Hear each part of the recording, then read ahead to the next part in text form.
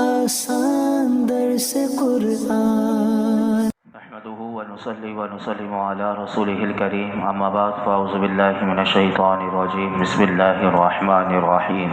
وإن يروا آية يعرضوا ويقولوا سحر مستمر، اور اگر کفار کوئی نشانی دیکھتے ہیں تو منہ پھیر لیتے ہیں اور کہتے ہیں کہ یہ تو کوئی دائمی جادو ہے۔ اس آیت کریمہ میں اللہ رب العالمین نے کفار مکہ کی ایک عادت بیان کی کہ کفار مکہ کی عادت کیا ہے۔ فرمایا کہ وہ اگر اللہ رب العالمین کی قدرت اور اس کے حبیب علیہ السلام کی صداقت اور نبوت پر دلالت کرنے والی کوئی نشانی، جیسے کل آپ نے سماعت کیا چاند کے 2 ٹکڑے ہونا یا کوئی اور نشانی دیکھتے ہیں، تو چاہیے تو یہ کہ اس نشانی میں غور کر کے اس کی حقیقت کو جانتے، اس کی تصدیق کرتے، اور نبی اکرم صلی اللہ علیہ وسلم کو تصدیق کر کے وہ ایمان لے کر آ جاتے، لیکن وہ نبی اکرم صلی اللہ علیہ وسلم پر ایمان لانے سے منہ پھیر لیتے ہیں، اور اللہ فرماتا ہے کہ وہ کہتے ہیں کہ محمد صلی اللہ علیہ وسلم جو کچھ ہمیں دکھا رہے ہیں یہ تو کوئی دائمی طاقتور جادو ہے، یعنی اس معجزے کو جو اللہ کے نبی ان کے مطالبے پر دکھا رہے ہیں، لیکن اس کو وہ جادو سے تشبیہ دیتے تھے۔ اور یہ ایک عادت نہیں، یہ قرآن نے کئی مقامات پر ان کی عادتیں بتائی ہیں کہ یہ کفر میں اتنے ڈھیٹ ہو چکے ہیں، یعنی ان کا مطالبہ اگر پورا بھی کر دیا جائے، جو یہ بار بار مطالبہ کرتے تھے کہ یہ دکھائیے تو ہم ایمان لے کر آ جائیں گے، اللہ رب العالمین قرآن مجید میں مختلف مقامات پر بتاتا ہے کہ جیسے کہ ایک مقام پر کفار مکہ نے کہا وَلَن نُؤْمِنَ لِرُقِيِّكَ حَتَّى تُنَزِّلَ عَلَيْنَا كِتَابًا نَقْرَؤُ، ہم تمہارے چڑھ جانے پر بھی، یعنی اگر آپ آسمان پر چڑھ جائیں اور ہمیں دکھائیں کہ کیسے آپ آسمان پر چلے جاتے ہیں، قرآن کہتا ہے وہ کہتے تھے ہم ایمان نہ لائیں گے، اور نیا مطالبہ رکھتے تھے کہ جب تک ہم پر ایک کتاب نہ اتارو جو ہم پڑھیں۔ ارے جو قرآن سنا رہے ہیں وہ نہیں سن رہے، ہمیں پوری کتاب لا کر ایک ساتھ دے دو۔ اس کے جواب میں اللہ تعالیٰ کیا فرماتا ہے، جب یہ کہتے تھے اللہ نے قرآن میں اس کا جواب دیا وَلَوْ نَزَّلْنَا عَلَيْكَ كِتَابًا فِي قِرْطَاسٍ فَلَمَسُوهُ بِأَيْدِيهِمْ لَقَالَ الَّذِينَ كَفَرُوا إِنْ هَذَا إِلَّا سِحْرٌ مُبِينٌ، اور اگر ہم کاغذ میں کچھ لکھا ہوا آپ پر اتار دیتے، یہ اسے چھو بھی لیتے، تو محبوب تب بھی کافر یہ کہتے کہ یہ تو کھلا جادو ہے، یعنی اس کتاب کو چھو کر دیکھ کر بھی یہ کہتے یہ جادو ہے۔ ایک اور مقام پر اللہ تعالیٰ ان کی عادت کو بتاتا ہے کہ یہ کہتے تھے نبی پاک صلی اللہ علیہ وسلم کی دعوت کو قبول نہیں کرتے تھے بلکہ وہ عذاب مانگتے تھے، اور کہتے تھے تسقط السماء کما زعمت علینا کسفا، تم ہم پر آسمان ٹکڑے ٹکڑے کر کے گرا دو جیسا تم نے کہا ہے، یعنی تم ہمیں عذاب سے ڈراتے ہو تو ہمارے اوپر ٹکڑے ٹکڑے کر کے آسمان کے گرا دو۔ اللہ فرماتا ہے اسی کے جواب میں وَإِن يَرَوْا كِسْفًا مِّنَ السَّمَاءِ سَاقِطًا يَقُولُ سَحَابٌ مَّرْكُومٌ، اور اگر وہ آسمان سے کوئی ٹکڑا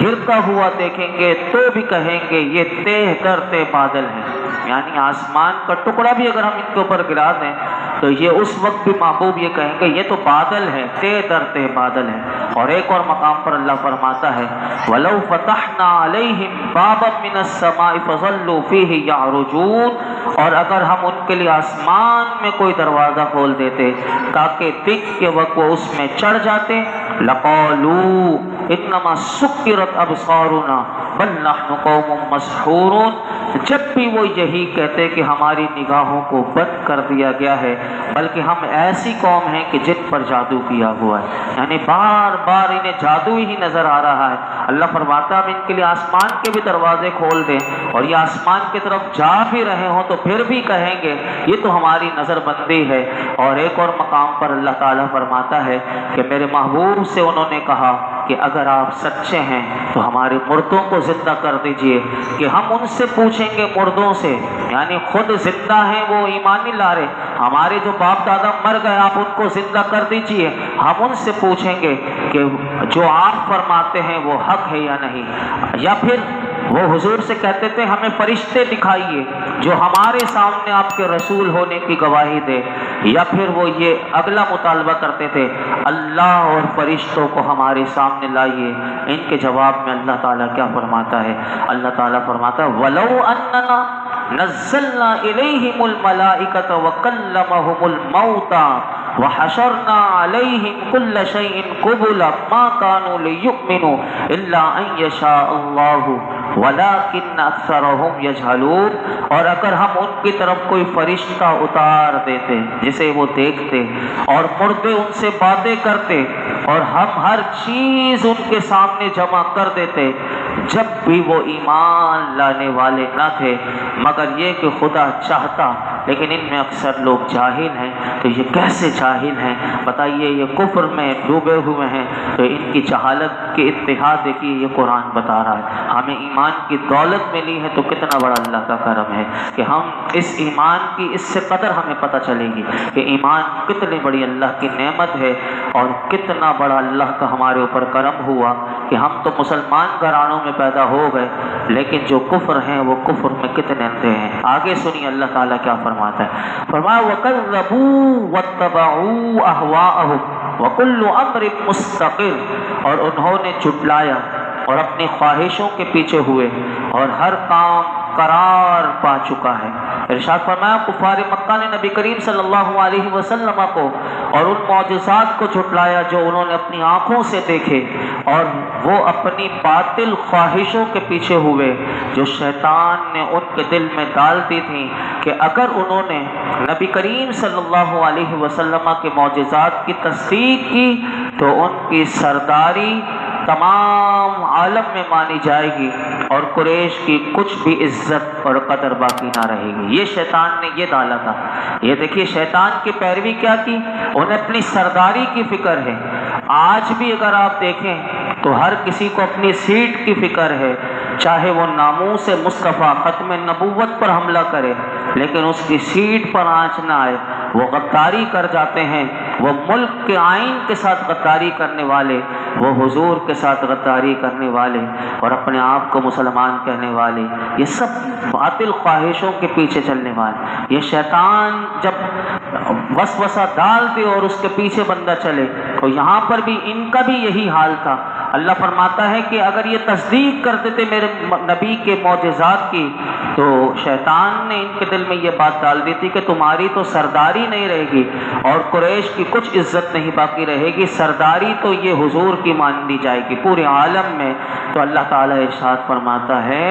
کہ ہر کام اپنے وقت پر ہونے والا ہے، کوئی اس کو روکنے والا نہیں۔ اور سن لو کہ سرکار دو عالم صلی اللہ علیہ وسلم کا دین غالب ہو کر رہے گا، اور پھر ہو کر رہا۔ اس وقت کفار مکہ نے ہر ممکن کوشش کر لی لیکن پھر دیکھیے اللہ کا دین کیسا غالب ہوا۔ خلفائے راشدین کے دور میں دیکھیے کہ کیسا دین کا غلبہ رہا۔ پھر آگے سنیے، فرمایا وَلَقَدْ جَاءَهُمْ مِنَ الْأَنْبَاءِ مَا فِيهِ مُزْدَجَرٌ، اور بے شک ان کے پاس وہ خبریں آ چکی ہیں کہ جن میں کافی ڈانٹ ڈپٹ تھی۔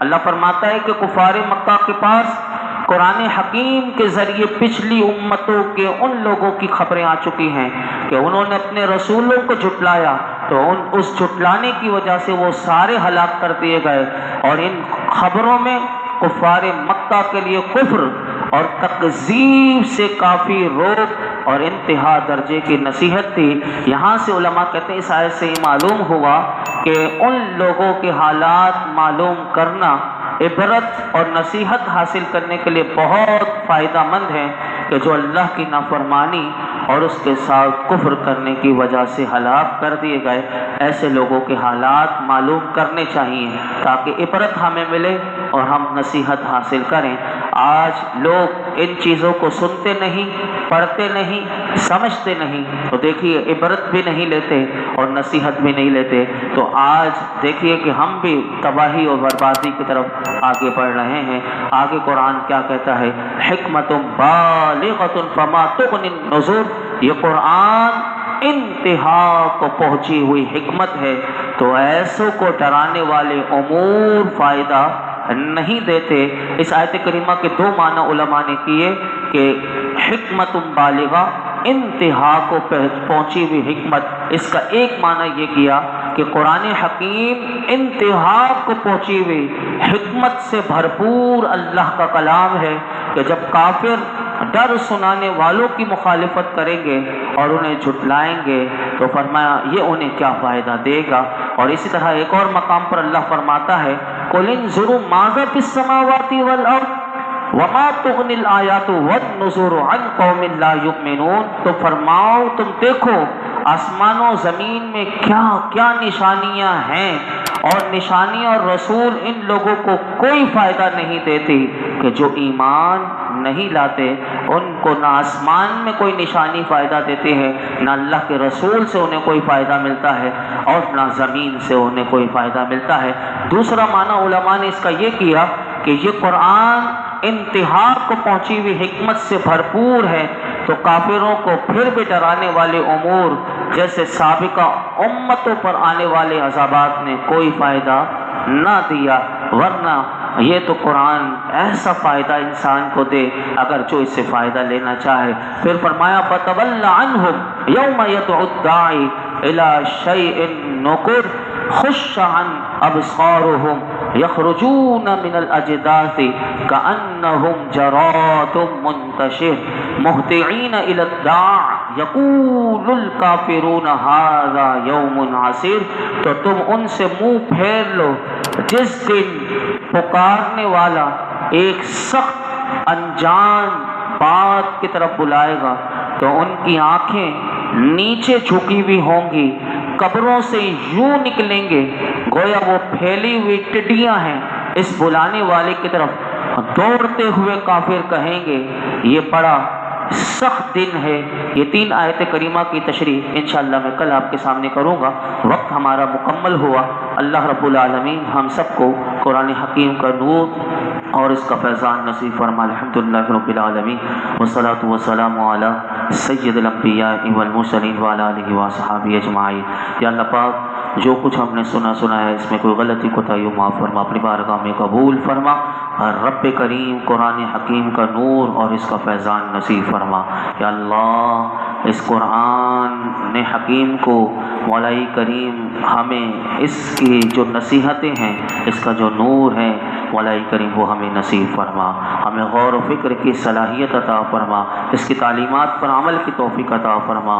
نافرمانوں کے جو انجام ہم سنتے ہیں میرے مولا ایسی نافرمانیاں کرنے سے ہمیں بچا، جو نافرمانیاں ہم سے ہو گئی زندگی میں تو معاف فرما دے۔ یا اللہ تو ہم سے راضی ہو جا، ہمارے ماں باپ کی ساری امت مسلمہ کے بے حساب مغفرت فرما، دنیا اور آخرت کی ساری بھلائیاں خیر ہماری نسلوں کا مقدر فرما، دونوں جہانوں کی ذلت اور رسوائی سے بچا لے۔ یا اللہ بدبختی سے، زوال نعمت سے، نعمتوں کے پھر جانے سے یا اللہ ہم تیری پناہ مانگتے ہیں، پناہ عطا فرما۔ یا اللہ زندگی کی آخری سانس تک ہمیں اپنے سوا کسی کا محتاج نہ کرنا، اپنے محبوب کا سچا وفادار بنا، تیرے محبوب کی محبت اور عشق ہمیں نصیب فرما، حضور کا سچا غلام بنا، غلامی رسول میں ہم سب کو موت نصیب فرما۔ وصلی اللہ تعالی علی خیر خلق محمد وعلی آلہ وصحبہ اجمعین۔